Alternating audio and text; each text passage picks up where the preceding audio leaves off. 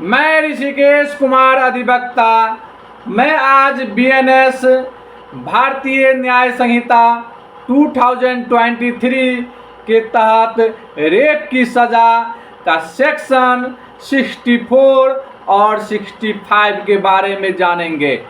आप लोग श्रोतागण, नए अधिवक्ता या मेरे चैनल पर जितने भी सब्सक्राइबर हैं, मैं सारे लोगों से कहना चाहूँगा कि आप इस वीडियो पर छोड़कर नहीं जाइएगा, इस वीडियो पर बने रहिएगा। मैं आज आप लोगों को बीच बीएनएस के बारे में मैं जानकारी दूंगा। आप लोग इस वीडियो पर बने रहिए, आप आगे देखिए। चलते हैं फिर हम अपने टॉपिक पर और जानते हैं कि यह बीएनएस का सेक्शन 64 और 65 क्या है। बलात्कार पर भारतीय न्याय संहिता 2023 का प्रावधान इस सेक्शन के अंतर्गत रखा गया है, यानी रेप। भारतीय न्याय संहिता 2023 भारतीय दंड संहिता की जगह ले ली है। यह 1 जुलाई 2024 को लागू हो गई है। इस कानून में बलात्कार के अपराध पर विशेष प्रावधान यानी शामिल है, खास करके धारा 63, धारा 64, धारा 65 के तहत ये धारा बलात्कार की परिभाषा, बलात्कार करने की सज़ा और अधिक कठोर दंड के साथ बलात्कार के गंभीर रूपों को रेखांकित करती है।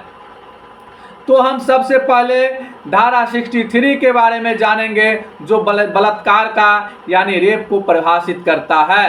भारतीय न्याय संहिता 2023 की धारा 63 परिभाषित करती है कि बलात्कार क्या होता है। इस धारा के अनुसार एक पुरुष बलात्कार करता है यदि वह किसी महिला के योनि, मुंह, मूत्रमार्ग या गुद्दा में किसी भी प्रकार का या किसी भी हद तक अपना लिंग प्रवेश कराता है या उसे अपने या किसी अन्य व्यक्ति के साथ ऐसा करने के लिए मजबूर करता है। आगे है, किसी भी हद तक किसी भी वस्तु या शरीर के किसी हिस्से को, लिंग को छोड़कर किसी महिला के योनि, मूत्रमार्ग या गुदा में डालता है या उसे अपने साथ या किसी अन्य व्यक्ति के साथ ऐसा करने के लिए कहता है, तो यह सेक्शन लागू होगा।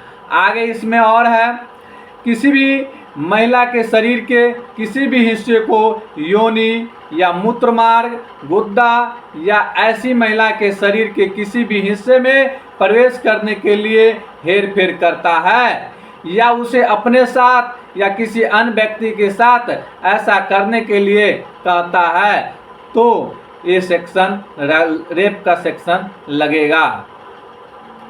आगे है, किसी भी महिला कि योनि, गुद्दा या मूत्रमार्ग पर अपना मुंह लगाता है या उसे अपने साथ या किसी अन्य व्यक्ति के साथ ऐसा करने के लिए कहता है।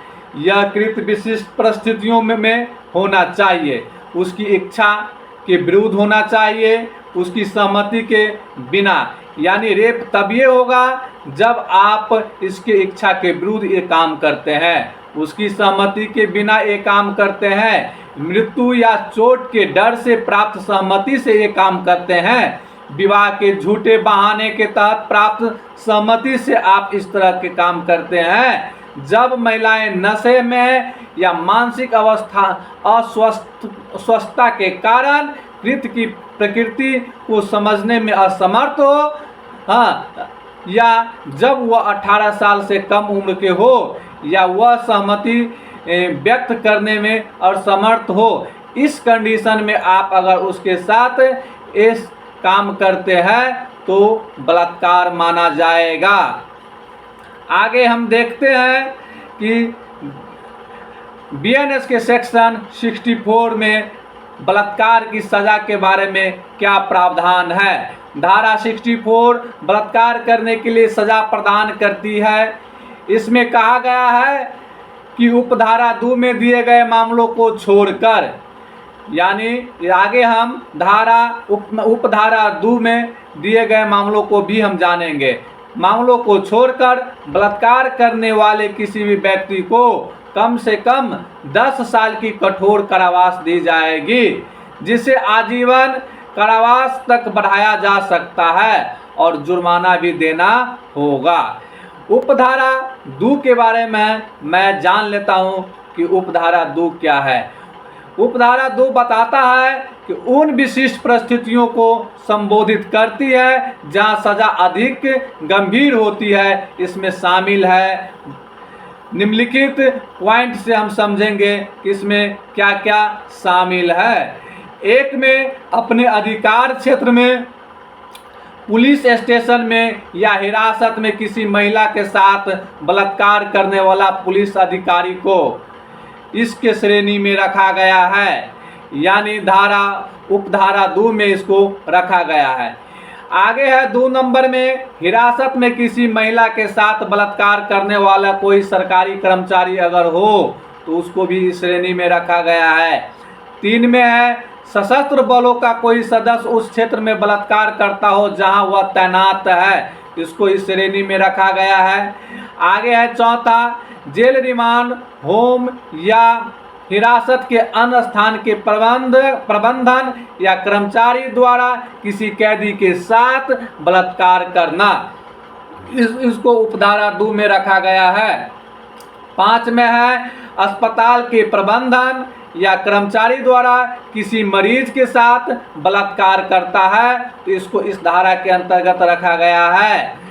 6 में है, किसी रिश्तेदार, अभिभावक, शिक्षक या भरोसेमंद या अधिकार वाले व्यक्ति के द्वारा किसी महिला के साथ बलात्कार किया गया है तो इस उपधारा के अंतर्गत इसको रखा गया है। आगे है, सांप्रदायिक हिंसा के दौरान किया गया बलात्कार को इस श्रेणी में रखा गया है।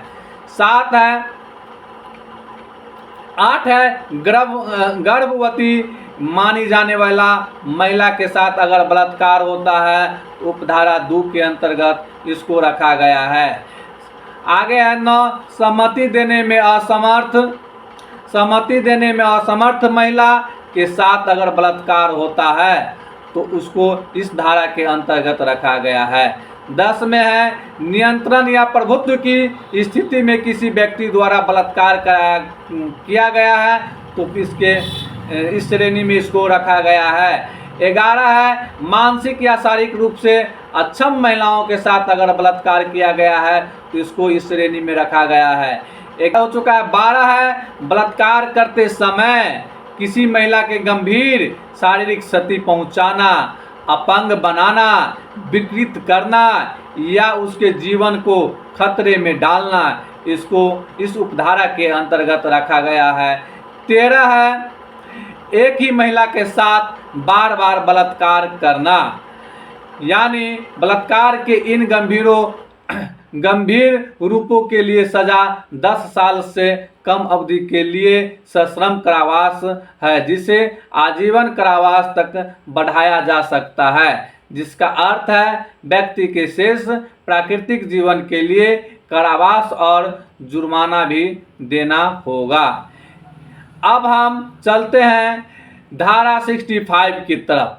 धारा 65 नाबालिगों के साथ बलात्कार के सजा के बारे में प्रावधान है, यानी धारा 65 विशेष रूप से नाबालिग के साथ बलात्कार से संबंधित कहा गया है। इसमें निम्नलिखित बात है जो आप इस वीडियो के माध्यम से जानिए। जो कोई भी 16 वर्ष से कम उम्र की महिला के साथ या लड़की के साथ बलात्कार करता है उसे 20 साल से कम अवधि के लिए सश्रम कारावास से दंडित किया जाएगा, जिसे आजीवन कारावास व्यक्ति के शेष प्राकृतिक जीवन के कारावास तक बढ़ाया जा सकता है और जुर्माना भी देना होगा। जुर्माना पीड़ित की चिकित्सा व्यय और पुनर्वास को कवर करने के लिए उचित होना चाहिए। पीड़ित को भुगतान किया जाना चाहिए। जो कोई भी 12 वर्ष से कम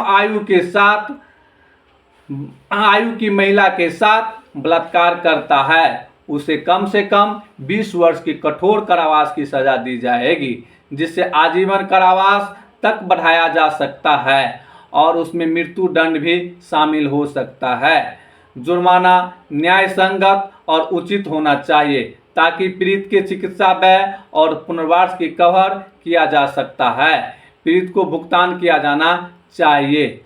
इसमें कुछ इसके बारे में विशेष विश्लेषण और टिप्पणी भी है, इसको भी हम इस वीडियो के माध्यम से जानेंगे। भारतीय न्याय संहिता 2023 ने बलात्कार के अपराध से निपटने के लिए और अधिक कड़े उपाय पेश किए गए हैं जो महिलाओं के लिए बेहतर सुरक्षा और न्याय प्रदान करने की विधायी इरादे को दर्शाता है। बलात्कार के गंभीर रूपों के लिए विशिष्ट प्रावधानों को शामिल करना इस बातों को रेखांकित करता है कि कानून किस तरह से अपराधों को कितनी गंभीर से देखता है।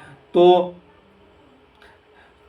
जो सत्ता और विश्वास के पदों पर बैठे लोगों के लिए कठोर दंड सुनिश्चित करता है जो अपने अधिकार का दुरुपयोग करता है। यह अधिनियम पीड़ितों को अधिकार और पुनर्वास पर भी महत्वपूर्ण जोर देता है, सुनिश्चित करता है कि लगाया गया जुर्माना उनके चिकित्सीय व्यय और पुनर्वास के लिए निर्देशित हो। इस प्रकार न्याय के लिए समग्र दृष्टिकोण प्रदान करता है।